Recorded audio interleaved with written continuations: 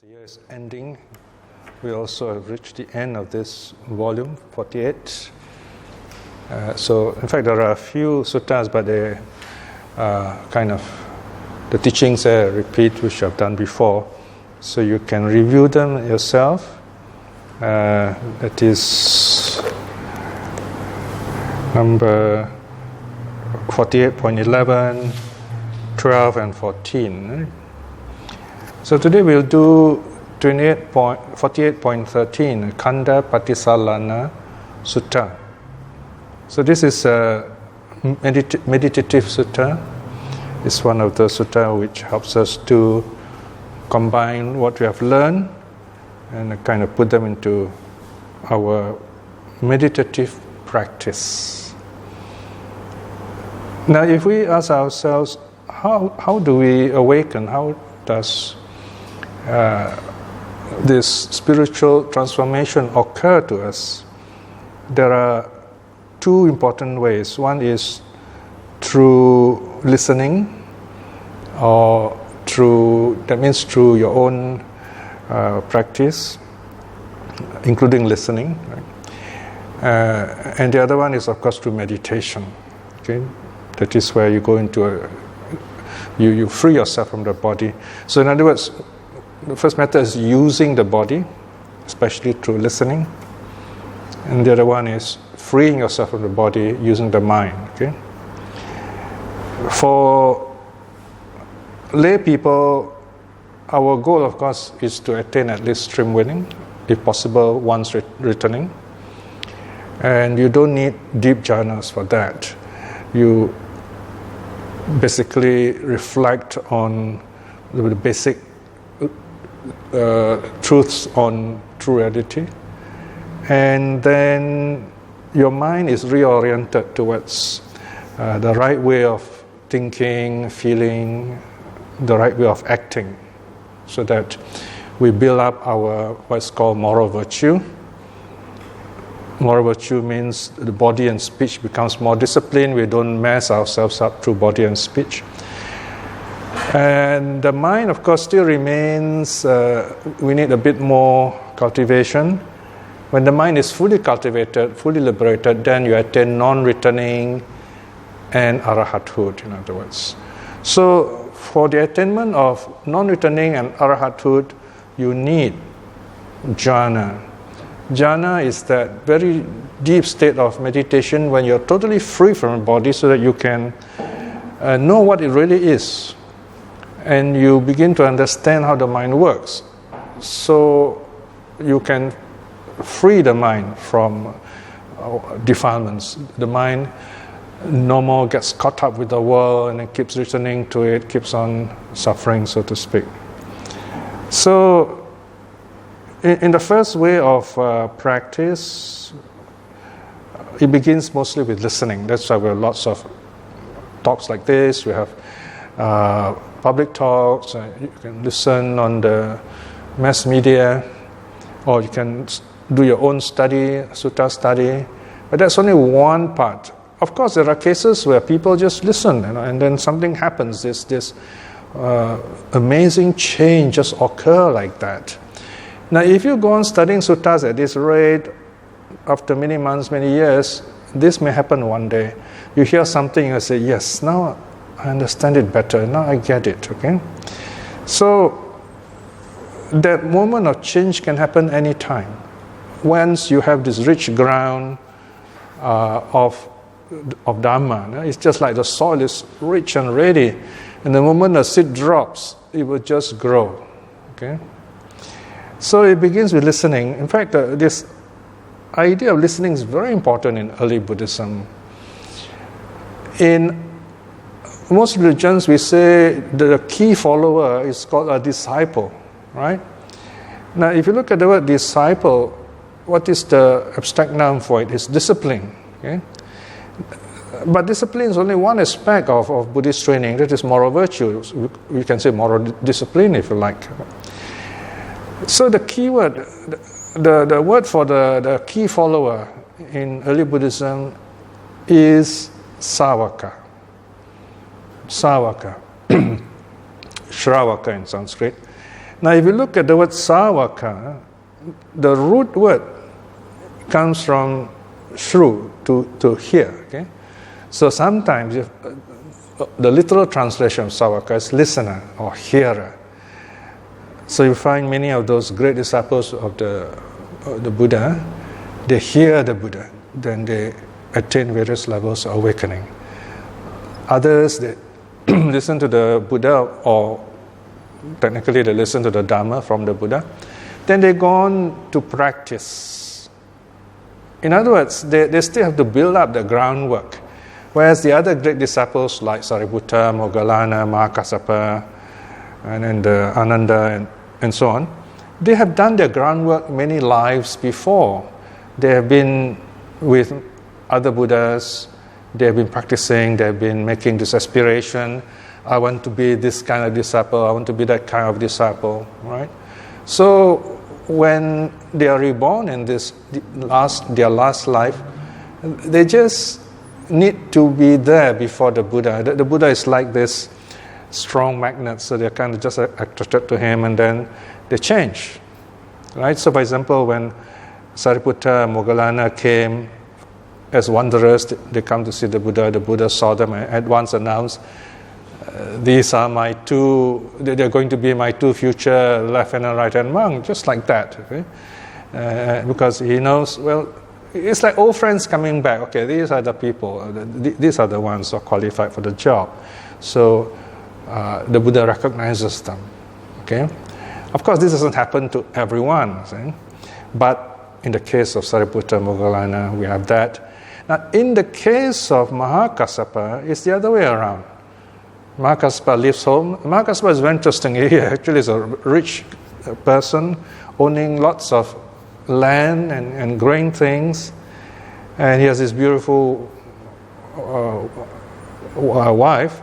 In fact, he was not very keen in marrying.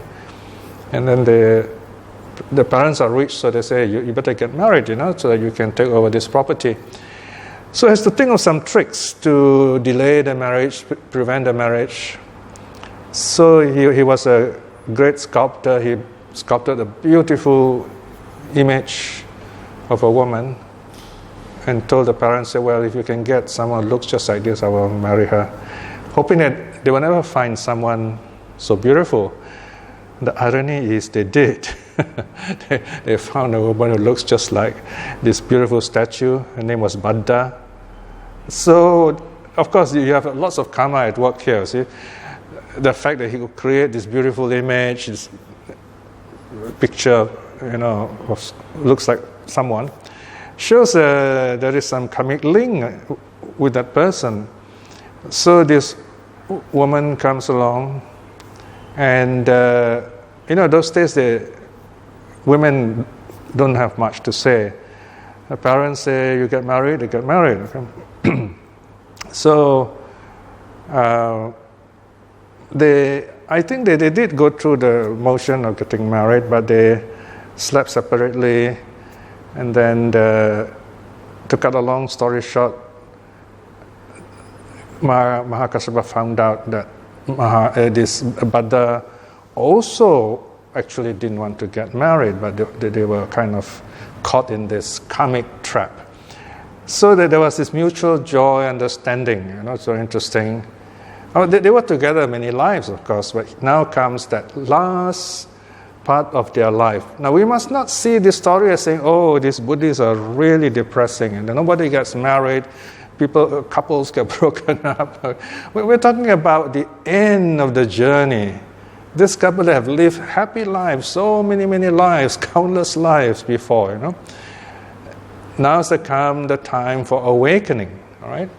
So they slept on the same bed, yes, but there was a ring of flowers around them, okay, for both of them. So the idea is nobody goes out of this ring, so you can know if the flower chain is broken. And they went on like that, happily together and managing the estate. Now, the turning point was this. One day, this Mahakassapa was checking his workers, and then there were lots of of little insects and beings that were found dead because of the, when for example, you dry cinnamon or you dry all those, what they call spices, they're bound to be dead insects and so on. So there happened to be a lot of them that day. So Mahakassapa is a sensitive person, respects life. So he sees all these things, not very happy with it. He says, oh, look at all this, Then what the workers said changed the destiny of Mahakassapa. The worker told his master, he says, well, it's your karma, because this is your property, you own all these things. Now when they heard that, it kind of terrified him. He said, wow, I'm responsible for all this. So as the story goes, he split up all his wealth to all his workers and family and so on, and decided to leave home. The wife also had the same thoughts. Said, okay, I also want to do the same thing. So in the traditional Indian way, husband walks in front, wife walks at the back, and they were looking for a teacher. Then after some distance, Mahakassapa stops, turns back, and tells Bhadda, says, look, we are renunciants now, we are seeking a teacher. So we should not go as a couple, right? So you see this best of friends must part theme again in Sariputta and Moggallana. They were very good friends, But when they decided to look for teachers, they felt that they have to part. Okay? Not because they are friends. They have to part because they are looking for the answer to life, the truth. The idea is if both of them goes two ways, the chances of meeting a teacher is increased by 100%. Okay? So they agreed that when they meet a teacher, they will come back and tell each other again. So that's Sariputta and Moggallana. So in the case of Mahakassapa and Bhadda, Mahakassapa says, well, I go my way, you go your way. And then Mahakassapa meets the Buddha. The Buddha is sitting down by the wayside, meditating. Now here the story says when Mahakassapa sees the Buddha, he sees this glorious figure of the Buddha. The Buddha in all his colors, as we say, all the beautiful colors which are seen on the Buddhist flag. Now this is where, as I said, the psychology of mythology comes in. It is unlikely that any other person would have seen all these glorious colors around the Buddha because they lack faith, they're not ready.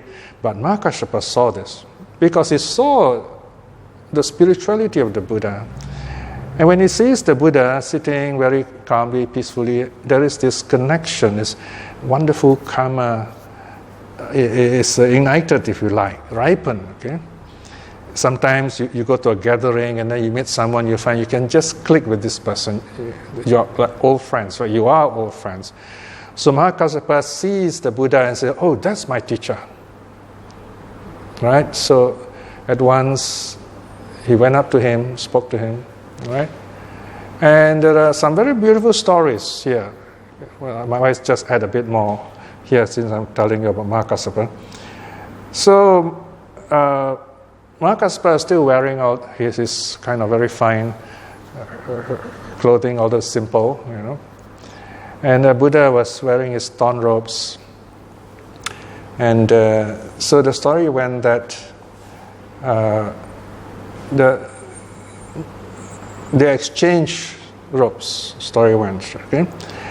And because of this exchange of robes, the later commentators tried to explain the meaning of this. It's probably that the Buddha saw in Mahakassapa his future role. In fact, Mahakassapa he convened the first Buddhist council, if you remember, and they put the suttas together and so on, the Vinaya and the Sutta. So here the point is, apparently, I'm not sure how old Mahakassapa was at that time, but he definitely was, you can say, like someone who takes over the Buddha's role after the Buddha passes away, right? So Mahakassapa lives continue living after the Buddha, whereas Sariputta, Moggallana, they probably were older than the Buddha. They predeceased the Buddha. They passed away earlier. But again, not too much early, but they passed away before the Buddha anyway. So we find this kind of connection. So in the case of these great disciples, it's not that they listen. Of course, there is a theme of listening in their lives. They saw a lot of things in life, right? Mahakassapa saw those beings dying. He says, wow, look at this. It's like one of the three sides, right? And then in the case of Sariputta and Moggallana, they went to this hilltop festival. And they were looking at all this dancing and singing. Again, there is listening there. But they were looking at all these fun things, what the world would say fun. But then they realized, what are all these people, why are they so happy? They're doing all these frivolous things. It's like you spend your whole life collecting all those Hello Kitty dolls, or maybe playing Pokemon game, maybe. If you go on doing that, maybe it's fun for a while, but how long can you keep it up, right? Something like that, okay? Well, I'm not saying all these things are bad or what. There are, of course, happy aspects of this kind of hobbies. That's how people do it in the first place. There comes a point when you feel, wow, I got everything, and that's it, So you like to show it to your friends. But the point is, there's a point we stop. We ask, why am I doing all this? I should be doing something bigger, right? So Sariputta, Moggallana, they reflected on this festival. They say, wow, within 100 years we all will die. So why are we, doing all these frivolous things? And that's when they decided to go out and look for teachers, right? So in this case, they saw something. They saw impermanence. They had a very strong idea what this impermanence is, but it's not complete yet to make them turn in their consciousness towards awakening. So they knew something was missing here, and so they went in a direction looking for that missing teacher, missing teaching to complete their vision of true reality. All right. So what the Mahakassapa, Sariputta, Moggallana saw are the same thing. They saw this flow of impermanence all the time going out in our lives. I think many of us too do see that. All of us here, we do see a bit of that at least. And you, who's watching this video, surely you have seen or you have sensed this pervasive impermanence in life. So this is what drives us towards the suttas, towards the Dhamma, towards the Buddha. We want to know more. We have this sense there is something more to life than what you see. Okay? And this sutta, Khandha Patisallana Sutta, teaches us how to see all these things. Firstly is, what do you see? Number two is, what happens? How do you see this? What do you do about it? Right, so basically, this is what this sutta is about. Okay. Now the original title, as you know, is just simply Patisallana Sutta, the discourse on the solitude. Right? There are quite a number of other Patisallana Suttas. To make it unique, so that we can refer to it, I've put the prefix Khandha, because it comes from the Khandha Samyutta, meaning it's about the aggregates. Now, Patisallana means solitude in a broad sense. Anyone can do this solitude.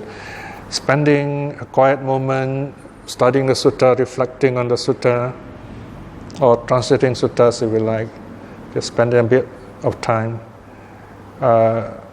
just being looking at yourself, so to speak. When we look at the sutta, we are actually looking deep into ourselves. Spending quiet moments, right? Just sitting quietly. You can be standing in front of a beautiful lake and then just looking at the lake, the still waters. And you see something drop into the water, and then this circle forms, and you see, reflect on impermanence. So those are quiet moments. Of course, you can meditate. You can be still inside your mind and heart, right? So that is Patisallāna. Okay, but here this solitude is spent with the 5 aggregates, reflecting on nature of the 5 aggregates. So let us look at this teaching the Buddha has given us and see what happens as we study this. No? The translation is on page 226.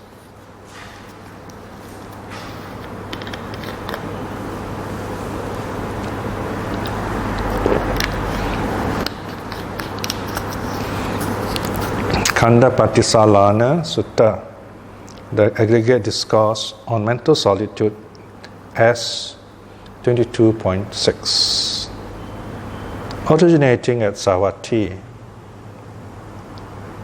There the Blessed One said this: Bhikshus, devote yourself to the practice of solitude. Bhikshus, among in solitude or who is secluded, understands true reality, things as they really are. Right? So this is the thesis, the main idea. First, the Buddha gives an instruction, then he explains why. Okay? This is the hallmark of early Buddhism. You do things. You yourself do things. You yourself, through self-effort, change yourself. This is very beautiful, right? So much so we can come up with a maxim, a saying, a Buddhist saying, there is no salvation beyond self-effort. There is no salvation beyond self-effort. If you want to be saved, you want to be happy, you want to be awakened, you need to understand the nature of self-effort. You reflect on the meaning of self, you reflect on the meaning of effort, if you like. Here, when we talk about the self, we're talking about the 5 aggregates. The effort is that movement towards understanding it. Before you can be free of it, you got to understand it. Then you're freed. Then you are awakened as a result. So this happens when you practice solitude, right? Patisallāna. So here, in the notes in front, you find that I mentioned there are 3 kinds of solitudes, right? Right at the start, 1.1. Okay. The first solitude is called bodily solitude, right? Second one is mental solitude. The third one is a bit tricky, it's solitude from the substrates. Okay. You can call it spiritual solitude if you like, but spiritual is too broad here. Okay? Here is quite specific. Solitude from the substrates. I'll come back to this in a moment. You can say Buddhist training is one way of looking at Buddhist training, the experience of solitude. This is what happens when you meditate.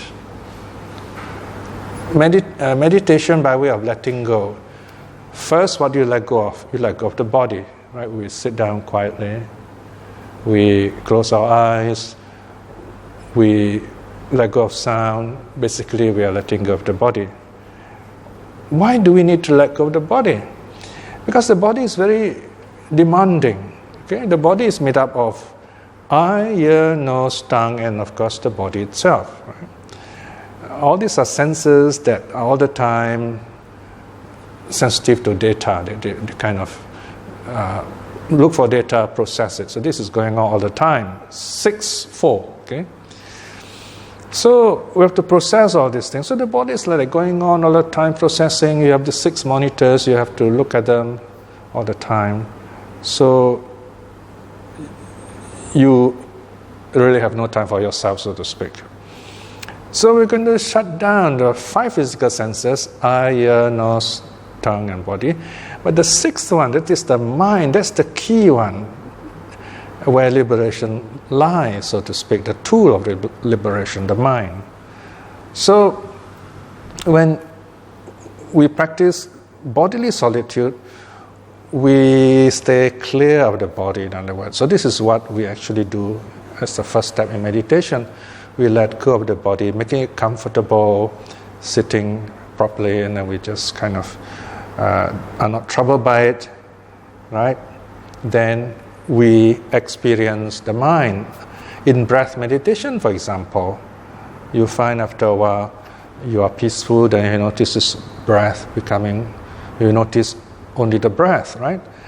And then the breath becomes very subtle, very peaceful, very bright. That's the mental aspect of the breath. From the breath as a body experience becomes a mental experience.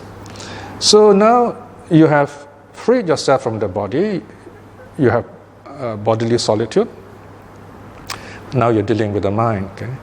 So once again, you keep on watching the mind, you be happy with the mind, you are one with the mind, so to speak, and then you let go of the mind also. That's when you do not see the mind as out there and you are here. You don't see a dichotomy, you don't see them as two separate things. There is this oneness. Some people call it this ocean-like feeling. Okay? So in simple terms, that is mental solitude. And this is a very joyful state. This is enough for us to be inspired to do a lot of good things, to be happy basically, or even not doing anything, we are still very happy.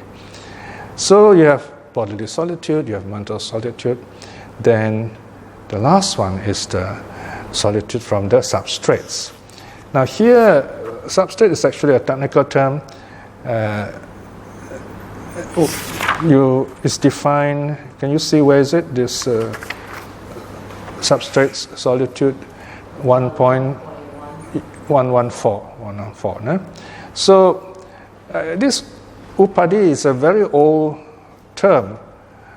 Sometimes it is confused with upadi, upadi. No? So you have to be a bit careful here.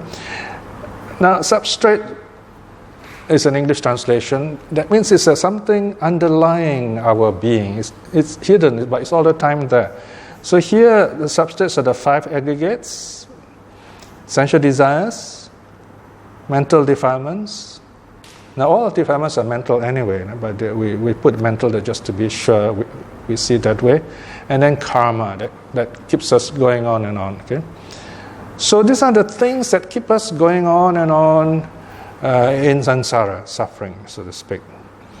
So solitude from the substrates means you're free from all these things. They don't trouble you anymore. All right? That's called the stilling of all formations, the letting go of all substrates, right? So you can see in that paragraph there in 114.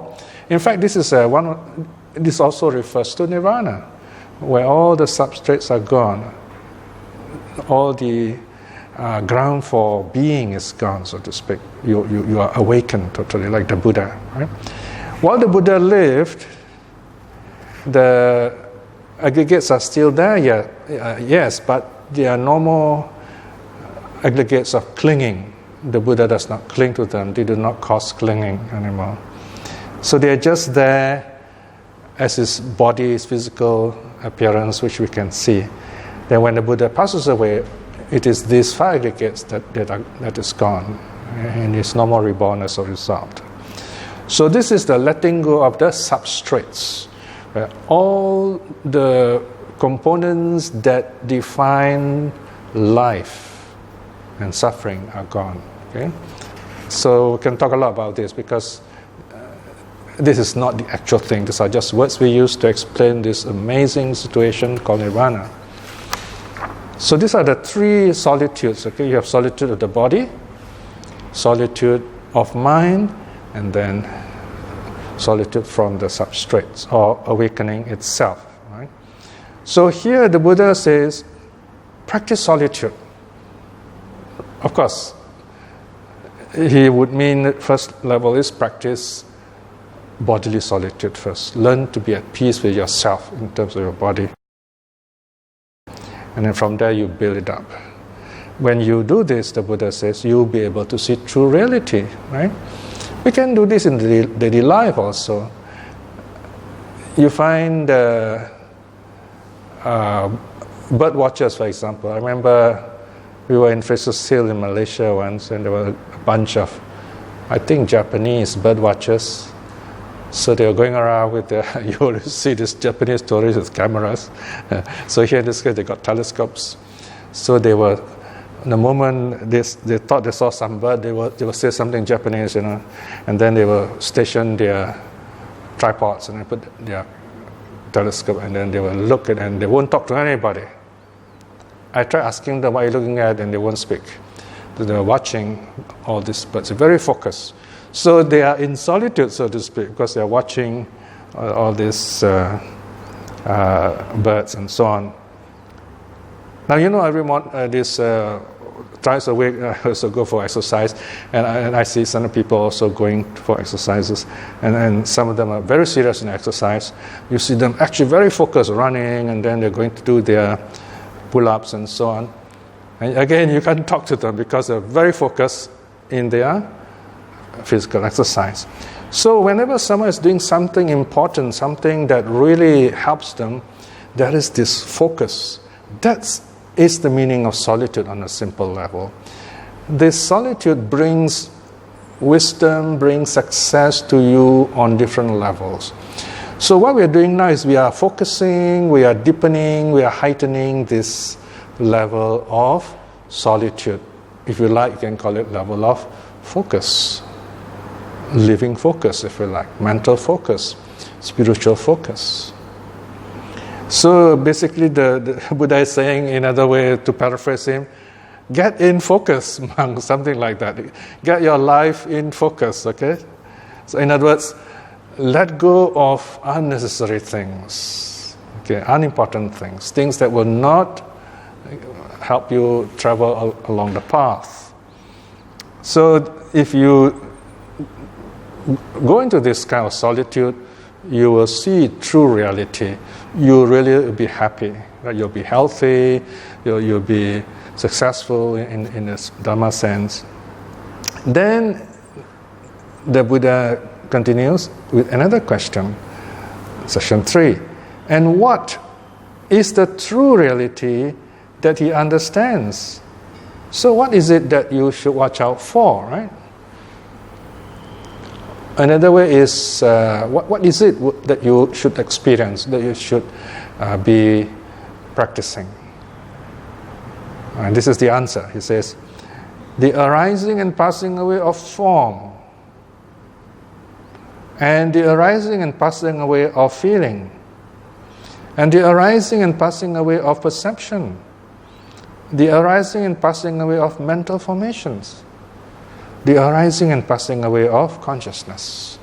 So here, the Buddha is saying, okay, you have these 5 aggregates, which we are. This is how you have to see it. You see it as arising and passing away. So these 5 things, form, feeling, perception, formation, consciousness, they are not static things. Although we say we are made up of these 5 aggregates, but it's like the structure of the atom. Although you have a diagram, but really everything is moving. Okay, so let's look. What does it mean to say form arising and passing away? Form, of course, is our body, right? The body, as I've earlier said, you can see the body is made up of eye, ear, nose, tongue, and the body, if you like. The eye, you have the eye, that is the organ, and then you have vision or light, shapes, right? So all these are the conditions that give you sight. It's not just the eye. The eye is a kind of sensitivity that connects with light, vision, and you must have the consciousness. So when these three get into alignment, eye object, eye consciousness, there is seeing. Okay? So this is the arising of seeing. This is called the arising of seeing. So what you do this time, for example, then you just sit quietly and you look at something, you say, okay, how do I see this? How am I able to see this vision in front of me, this talk you're watching, this figure of a person? I'm not really there. You're watching this colors and light on your screen.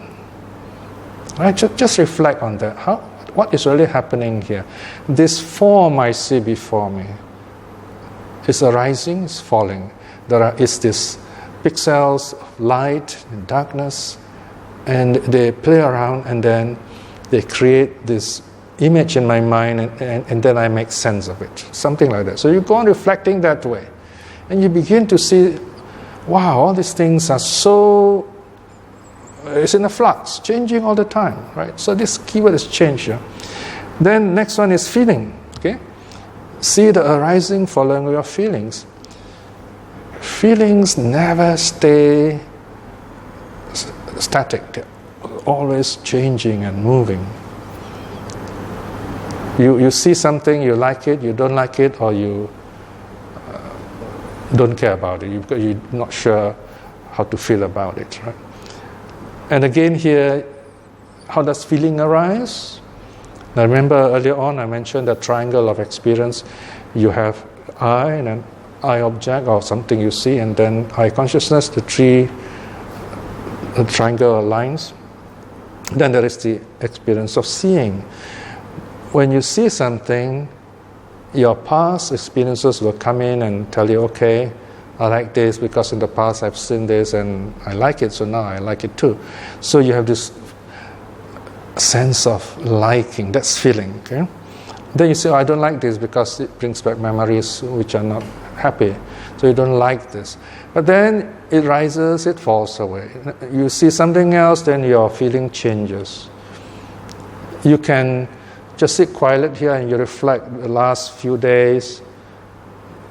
We went through different emotions, and they are kind of going up and going down. Okay, so sometimes we can be very happy, and then a thought comes and happiness is gone, like that. So happiness arises, falls away through conditions.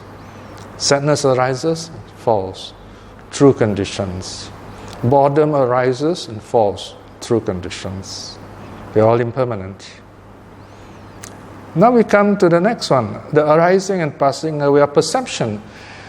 Perception is the aspect where you recognize something, all right? You, in simple terms, again using the same diagram triangle of experience, you have the eye object and then eye consciousness, and you see, and then there is seeing. Okay. After that, you look a little closer. You say, okay, what do I see? All right. I see a figure of a person. You see someone. Okay. That is also perception, because you perceive the figure of a person. You could perceive wrongly. For example, in the half light as you're walking, and then you saw something on the pathway. It's a coil of rope, but in the dark you thought, oh dear, it's a snake, right? So that's your misperception. Okay, it's perception, yes, but it's a wrong perception. You perceive it to be a snake. In your mind, it is a snake. Then you say, okay, let me look closer. So as you look gingerly, you move closer. So your perception changes. It's very interesting. Notice how your perception changes from snake, and you look closer, rope. How does it change from snake to rope? It's all in your mind, right? So you begin to see The arising and falling of perception here again. The arising of the perception snake, and it falls away. The arising of the perception rope, and then you go away, then perception goes away too. So that's an example of how you reflect on perception. It's impermanent.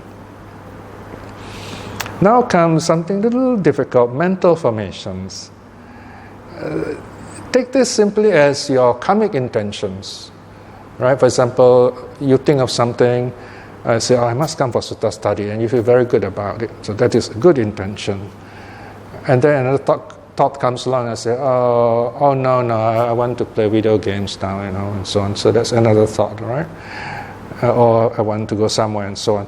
So you have this intention arising, and then you have to examine it. Is this a good one, or is it a bad one? Is this making me feeling unhappy, feeling something not helpful, right? So if you think it is unwholesome, then you let it go, right? If it is wholesome, you're happy, if you're good about it, then you go ahead with it. Again, these thoughts rise and fall, these mental formations or karma formations. The fifth one, the arising and passing away of consciousness, is quite tricky. Here, consciousness is that, you can say, a kind of initial experience of the senses, how we sense things around us. Okay, so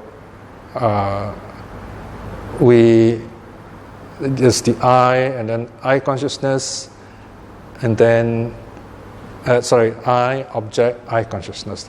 The I consciousness is the intention here. So this, in that sense, is very close to mental formations. But here it's just that awareness of what's going on around us. For example, right now we are sitting here, and we know this place is bright, and we sense this brightness around us. We are conscious of brightness around us. So just reflect on that. Okay. So this is a general explanation of this section 4. Then the Buddha goes at 5. He says, here bhikshus, he seeks pleasure, he approves of, goes on grasping. Right? So whichever of these 5 experiences, any of these aggregates which we watch, there tends to be we look for something that we like in it. This is quite normal.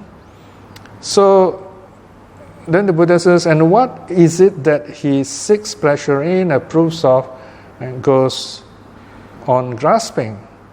He seeks pleasure in form, approves of it, goes on grasping it. Now, in this sutta, you find the 5 aggregates are used. So you see form, you see feeling, you see perception, formation, consciousness. Then the next line says, from his finding pleasure in form, you can add in feeling, perception, formation, consciousness. Approving of it, going on, grasping it, arises delight, right? So here we see form. Form in this case would be the body, meaning what you see, hear, smell, taste, touch, and feel. The fifth one is the body, and the action is feeling. You look for something pleasant. And this is again quite normal, we say. It's the norm. Normal meaning the norm. For example, we would like this place to be very comfortable now. The temperature is just nice, so we can sit quietly. Of course, it helps us to study the suttas. Then we like it. We get caught up with it after a while, so to speak. Yeah. And here you see a form you like. You say this form is beautiful, and then you want to see more of it. Then you delight in it. When you delight in it, what happens next? You want more of it, and that's called clinging. So delight in form is clinging, or it leads to clinging. Conditioned by clinging, there is existence. You become whatever you seek, in other words. You see that, you think that, you become that. That's what you are, okay? Now that's what we are, meaning here it could be lust, could be hate, or it could be something else. Conditioned by existence, there is birth. This goes on building itself. Birth, okay, continues. Conditioned by birth, there is decay and death. Of course, very simply, you will lose this, and you're not going to be happy on a very simple momentary level. But sometimes we build our whole life on this idea, and when we build it on our whole life, then of course life ends. There is decay and death, and then follows sorrow, lamentation, physical pain, mental pain, and despair. All this arise together. So this is the cycle, a small, this explanation using a small cycle showing how suffering arises. So such is the arising of this whole mass of suffering, right? So the Buddha has taught us this basic idea in the first aggregate, right? So this is the key section. You should understand this properly. And then in section 7, you apply the same template to feelings, right? So notice each of these actually is a meditation in itself. How does feeling arise and then passes away? So here again, next time you have this very powerful emotion in you. It could be desire for something. It could be a sense of loss and sadness because you lost someone or lost something. And you feel really bad about it, or a sense of boredom or depression. So what you should do is, as a Buddhist, you say, wow, this is amazing, this is scary. Eh? Let's say sometimes fear can arise in us. Let's say a little child getting up middle of the night, it's all dark and this child is very scared. The child doesn't know what this really is, so all it knows is to cry and seek help. But if you are someone who is trained and you notice this fear, you say, oh, it's just a thought, right? I can switch on the light and so on, you know.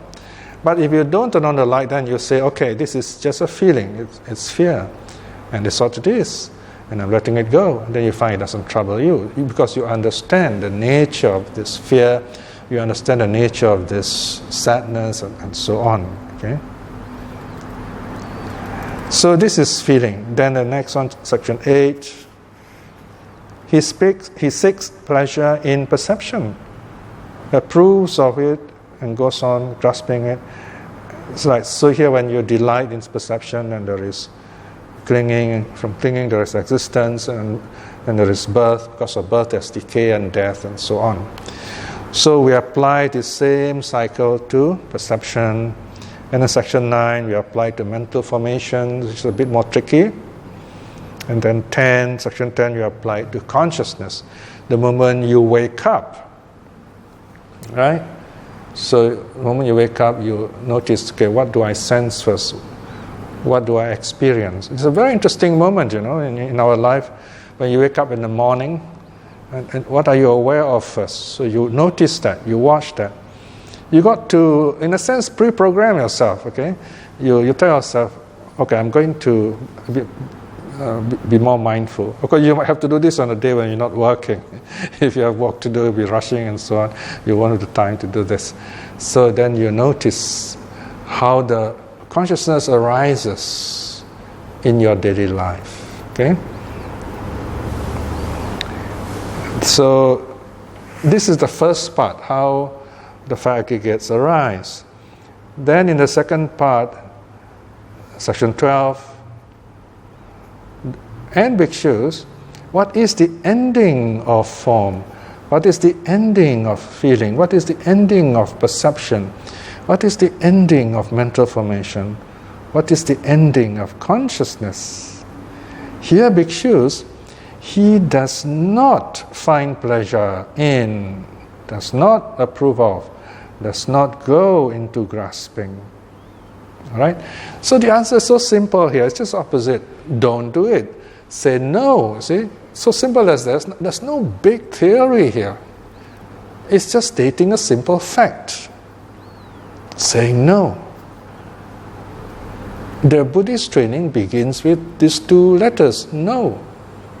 No to killing, no to stealing, no to sexual misconduct, no to lying, and no to intoxication, right? So here we say no to grasping. So here, in other words, you can't have the fact that you will see form, you see bodies, you see colors and so on. See them as colors. You don't get caught up with them. You don't get unduly drawn away by them. That's the meaning. See them as rising and falling. Rising and falling. Okay? So that's one way out. You find, for example, in the Discourse Sutta, the Buddha teaches the laity to practice watching rising and falling. Okay? So that's one practical way to remember this teaching. Right? So you see the ending of this form. So when you do not have this attachment, you don't delight in form, there's no clinging, then there's all the other factors fall away, in other words, through practice. The same thing with feeling. When this feeling arises, you watch it for what it is. Okay? Now, there's another way you can do this. If you find watching it a bit difficult, then you can do loving kindness. I have a very wonderful friend whose wife passed away recently. Of course, he feels very sad about this. His wife has passed away. So I asked him, I said, how do you cope with it? He says, of course, he misses her, and there's a lot of pain when memories come back, when you're happy together. So he says that when such moments come, he would send his loving kindness to the late wife. So he keeps sending this loving kindness. May you be well, may you be happy wherever you are. And just when you send this loving kindness, you find you do not have this feeling of sadness, of depression, the opposite of clinging. Well, there is still clinging there, but here there's nothing to cling to. You have lost this object of clinging. So you cling to the idea. But when you say, may you be well and happy, you are letting go of this idea of clinging. That is what causes suffering, not the loss of the person, it's the clinging. See? There is one of those beautiful suttas. I wrote a reflection recently about how to overcome grief. One of the first teaching is, the Buddha teaches this person, it says that, okay, this person is dead. You shouldn't feel sad because you don't own this person anyway. This person, is the nature of this person to pass away. So the person is just going through this motion. There's nothing you can do about it. So you cannot, there's no good reason you should feel unduly sad, in other words. So this is one reason. There are 4 other reasons. You can look up this reflection on the Facebook page. So letting go of this idea of clinging brings you relief and joy. Okay? So then you apply the same process to perception, to mental formations, and to consciousness, depending on your ability. All right? So basically here you watch the ending of all these 5 aggregates. And when you do that, then you find you have got yourself into this amazing solitude of the mind, a mental solitude, which brings peace and joy. Okay? So there you are. I explained to my best ability on this. You can just take one passage here, especially the one, either the one on beginning, or the one on arising, or the one on ending, and then from there try to understand the passage well, and then you can go backwards or go frontwards, and then look at the whole sutta again. After a few years, you find it's really wonderful to read through the whole sutta again, and then you find there is new meaning to it. It's the same thing with music, It's like you first listen to the piece of music and say, wow, I like this. And then you get these musicologists lecture to you the various parts of the music, basically taking apart the whole music and telling you, oh, this phrase is like that, this bar is like this. And you say, amazing how this musician puts all his notes together, and then you hear parts of it here, parts of it there. Then after a few years, you say, oh, I want to hear the whole music again. And when you hear a whole piece again, you hear it even more beautifully this time with wisdom and understanding.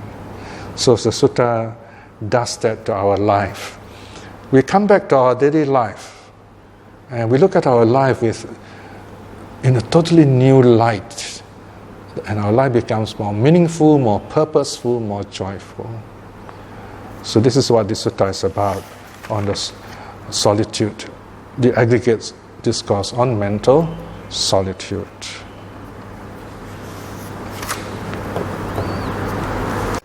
Okay, so any feedback or questions? Well, choose your favorite sutta. This is the kind of sutta that actually helps you to reach the path a bit faster in this life, right? Ways of reflecting on impermanence. So, one question is, it does not find pleasure in form, feeling, and so on. Does it mean that how should we enjoy our life as a lay person? Right. You see, the meaning of taking delight in something means we cling to it. You can simplify it by remembering the word clinging. That's the cause of suffering. Remember, the aggregates are called the aggregates of clinging, right? Upadana. Upadana also means fuel, okay? Let's say we go for a nice holiday, let me speak from my own experience. I've always wanted to go to this retreat center, beautiful place, space, trees, birds, animals, and so on. But it is far away, and nowadays it's very expensive to go for retreats. Even if it is a meditation retreat center, you've got to pay for it. So I managed to somehow get there. I was invited there, and I spent a few days there. It was a really wonderful experience. Of course, you wouldn't mind living there, you see. But then I told myself, no, I can't be living here. I mean, I know it's nice, but then I have to do my translation work, because all my books are there in this certain place. It's nice to be here, though. So while you are there, you enjoy the place by watching, seeing, feeling, breathing. Right? You can't take it away with you, but you're just there. You're really there. Okay? If you say, "Wow, this is so nice, I want this," you're not enjoying it. There's the cat. You try to make friends with the cat. And there are the birds. You listen to the birds. The trees, the flowers. You help to clear the rubbish. You touch the soil. You talk to the people. You make friends. You see those ducks in the pond. A pair of them. You say, "Oh, look at that beautiful pair of ducks in the pond," and then they fly out. It's the forest. And you hear the silence of the night. So you experience it totally. You're very happy. Yet at the same time, one thought pervades in me throughout when I stay in this most beautiful place. I said, this is a really beautiful place. The person who owns this is very lucky, very good karma. But I say, this is not mine. I don't own this. I'm letting all this go. As much as this beautiful, I'm letting all this go. Okay? Because I don't want this beautiful experience to be a cause of my suffering later on. You see? So when I experience something beautiful here, I would say, it is here, it stays here, I'm letting it go here. But the memory of it is always beautiful. So you can apply this to a person that you love also. You are with this person. So you enjoy the time with this person that way. And after that, you only have memories of this person. You can't own this person. You can't put this person in amber or Egyptian style mummify this person. It doesn't work that way, right? So there's no clinging there then. You really enjoy it, basically. I used to love classical music those days. I listened to them. But now the memory of the pleasure is always there in my mind. I don't have to listen to them again. But if I do listen to them, I say, wow, this is beautiful. So you move on. You see, what am I doing now? What do I need to do now? You just do it like that. So you go step by step. You enjoy what is before you. And you learn to discover your strengths, your weaknesses, and you build yourself up that way. So this is living the present, in other words. Okay? So the keyword here is clinging. Don't cling to it, in other words. Any other feedback or questions, comments?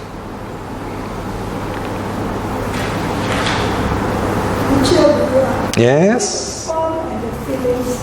Oh, okay. Oh, you observed that. Very good. I'm happy you noticed that.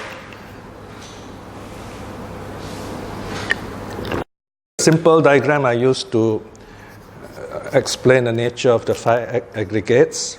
Form is the body. Actually, form can be at the bottom also, because form is the body, and then there is some mind. Mind is at the top actually, but here it's the other way around. So you have form, which is the body, and then you have the mind. The bigger circle down there is the mind. Okay, mind is made up of perception, formation, consciousness. All right. Now we feel because we have body. Okay, my body feels hot and cold, for example, right? I feel pain, so this is bodily feeling. That is why I put feeling, the circle overlap. The feeling is because of the body, right? And then feeling also arises through our thoughts, which is the mind. So the two big circle, the top circle is the body, the big circle at the bottom is the mind. So they overlap at feeling. Okay, can you follow? Okay. Okay, so we'll stop here then. Eh?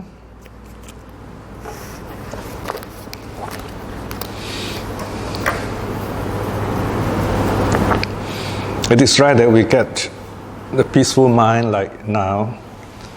So treasure this moment, remember this peace and this wisdom that is before us. Welcome it into your hearts and mind. So this is the wisdom of the Buddha in our presence. And these are very happy and wonderful thoughts, wholesome thoughts. By the power of such thoughts, by the power of the 3 jewels, may we be well and happy right now, right here. May we, most of all, be blessed with the courage and wisdom to at least aspire to stream winning in this life itself. May our loved ones, our relatives and friends, to be well and happy. May those who are practicing the Dhamma continue to do so and taste the fruit of the path in this life itself, right here now. And may those who have difficulties, who have lost their way, return to the true teaching right here and now. May all beings be well and happy. Sadhu, sadhu, sadhu.